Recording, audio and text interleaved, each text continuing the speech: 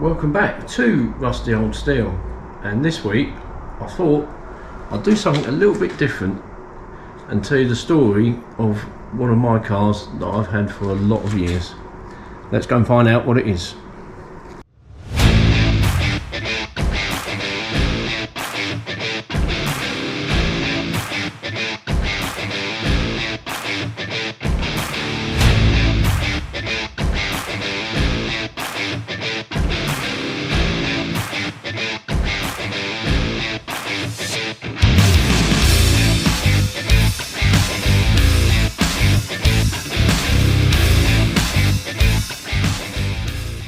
Yes, this car here is my actual Mondeo, a 1999 Mark II Mondeo Estate, and this one is the best of the bunch. It's the V6.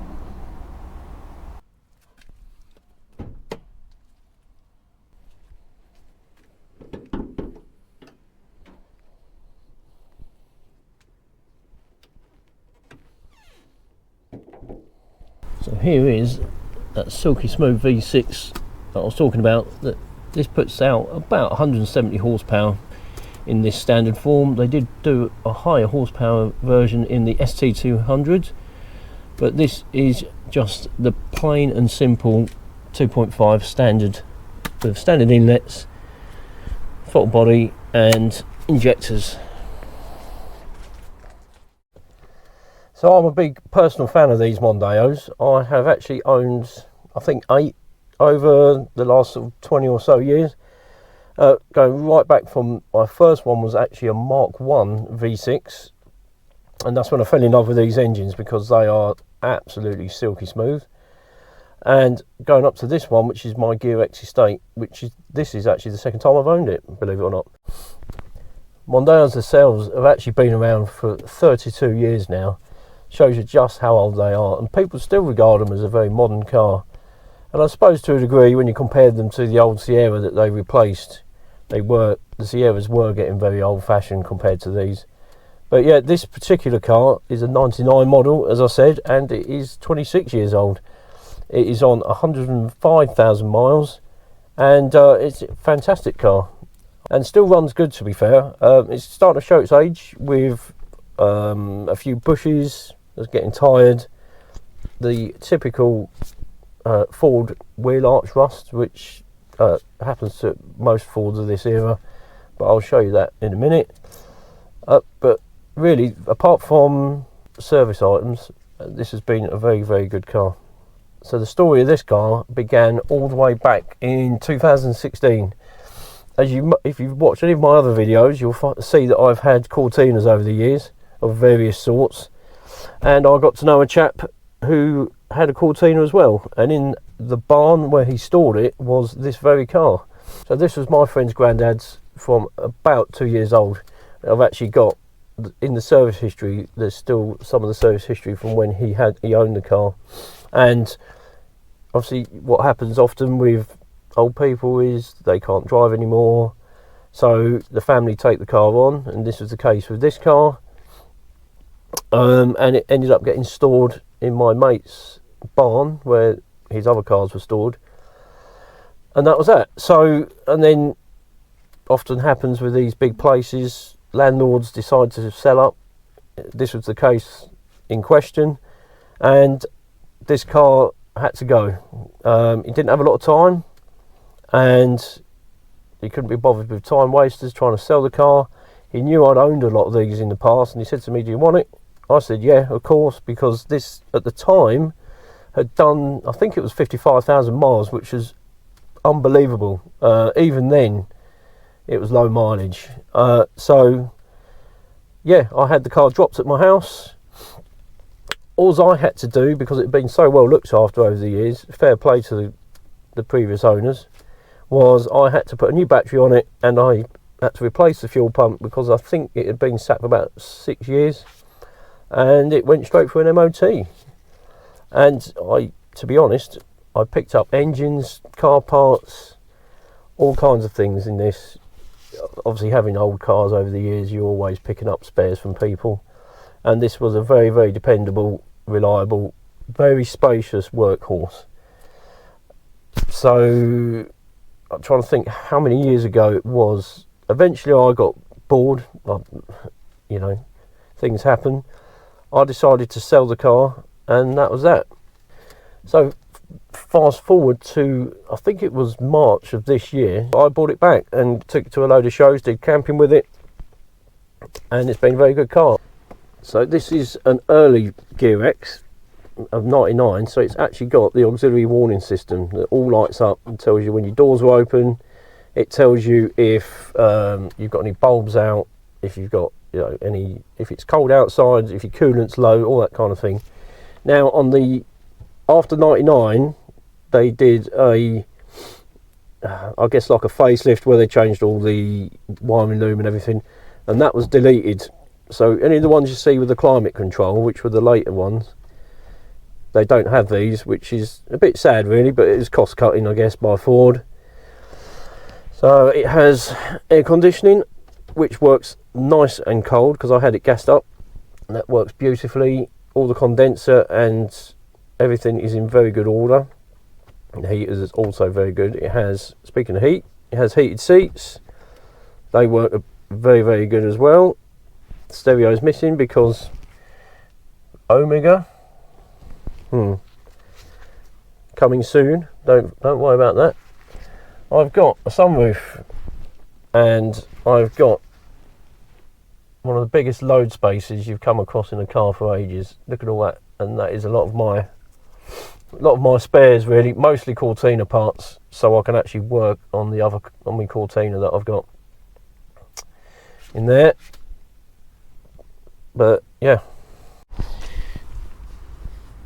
so you can see the seals have been welded on this on both sides.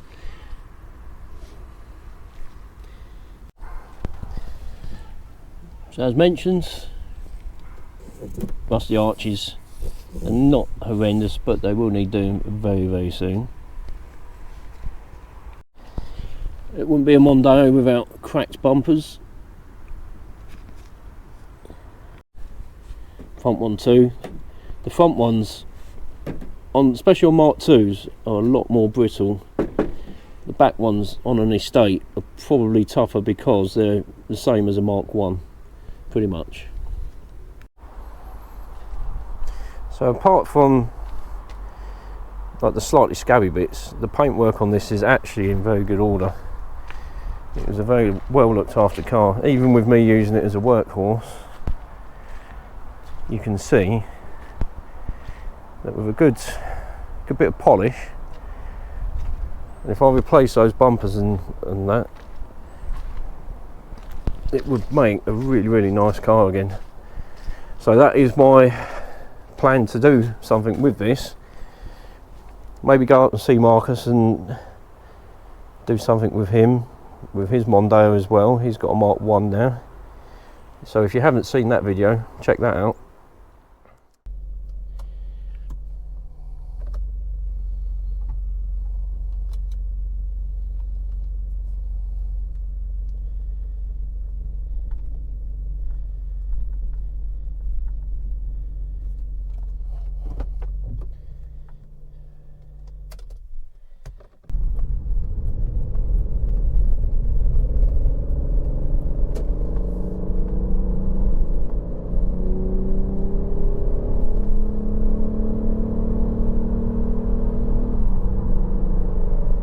So that V6, it sounds absolutely lovely.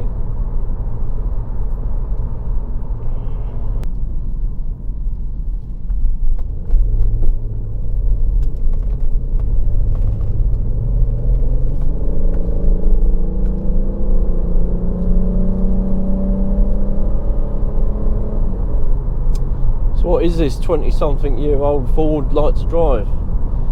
In fact, it's very comfortable, I must say. One thing I did notice, back there when I was pulling out, I noticed that it is getting quite tired. There's a few clonks and bonks where I think the bushes, sounds like the bushes are getting a bit tired, but they are original, they have never been changed. So I will have to address that at some point, which isn't the end of the world, is it? Listen to that. Ooh. How nice is that? And it's so silky smooth. The gear change is good, which is good for one of these, because these gearboxes you have to be careful with. Ford, back in the day, they told everybody that it was a sealed for life gearbox, whereas in reality you're looking at a 30,000 mile gear change interval, because they have no filter, well, no changeable filter inside them. So you can guess what happened to them. You know, a lot of them didn't get the gearbox fluid changed and prematurely expires. I changed the fluid when I got this back in 2016, when it was on 50-something thousand miles. Had it all flushed out, new fluid fitted, and earlier on this year when I bought the car back, I also renewed the fluid as well, just to keep, you know, doubly sure that it will keep going. And it's, to be fair, it's been absolutely fine.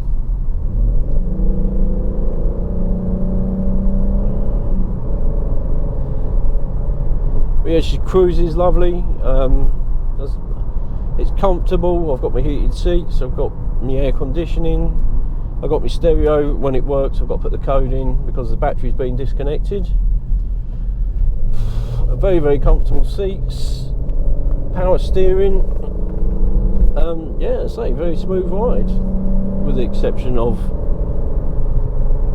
the old age-related push wear, if you like. Buzzard. It still keeps up with modern day traffic. I mean, obviously it's not a new car. The interior isn't too rattly in here. There's a few little bits here and there, but it is what it is, isn't it? It's done 105,000 miles, so it's doing well. Very comfortable. You put your cruise control on, put your tunes on, and away you go. Fantastic stuff. It's a very nice seating position. I always find it very comfortable. There's plenty of room. Obviously in these Mark IIs, the interior is showing its age a bit. You know, lack of cup holders and all that sort of shenanigans. When you compare it to the later Mondeos, they were better quality interior. But these were designed in the late 80s, early 90s to replace the Sierra. So yeah, they're not going to be sort of state of the art now.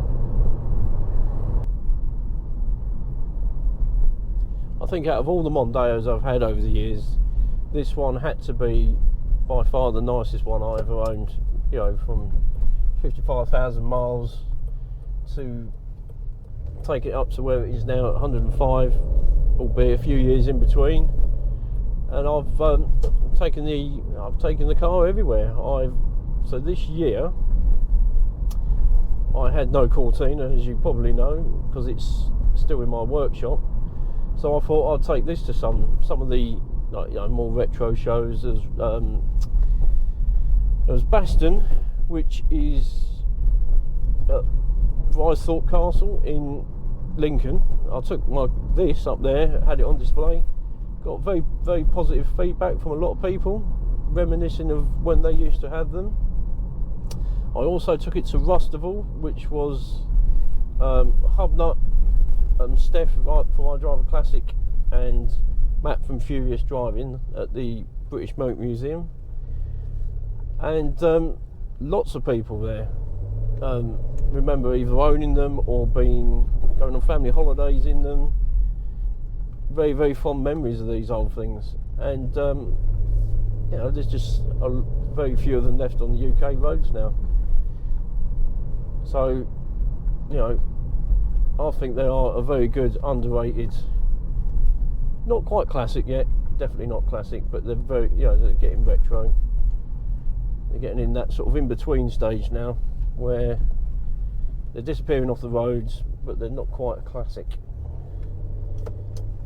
So, but this is still very usable. You can take this anywhere in the world, really, and it will get you there, no problems, and you'll be as comfy as anything, and not really feel that you've actually driven all them miles, because that was what it's designed to do. So there we are, folks. That's my video on the Mondeo. It started life back in the 90s as a new, very plentiful repmobile. There's loads of them sold, very popular car. And now there's only a few stragglers left on the UK roads. So I think, yeah, you know, I think it is an underrated car. You know, a lot of people disregard them, I think, a bit because they're still classed as modern and, you know, they're not Sierras or Cortinas. But because of that, they're becoming very rare. And they're only just starting to sort of pick up a little bit now in like prices for good ones. Very hard to find good ones now that haven't done a lot of miles or they're not rotten. So, you know, tell me what you think about Mondeos. And put it in the comments. You know, tell me about your memories, good or bad. You know, I like Mondeos. Some of you guys watching probably don't, or you know, just curious to watch a video about one. But I really like them. But yeah, feel free to comment. I look forward to seeing those. And I think this will be the last video now till the cheap car challenge in January that we're going to do. So look forward to doing that. Can't wait to catch up with the guys and get cracking with that. That should be a lot of fun. So if I don't do another video, have yourselves a very, very Merry Christmas, and I'll see you all in the new year. Thank you for watching and supporting.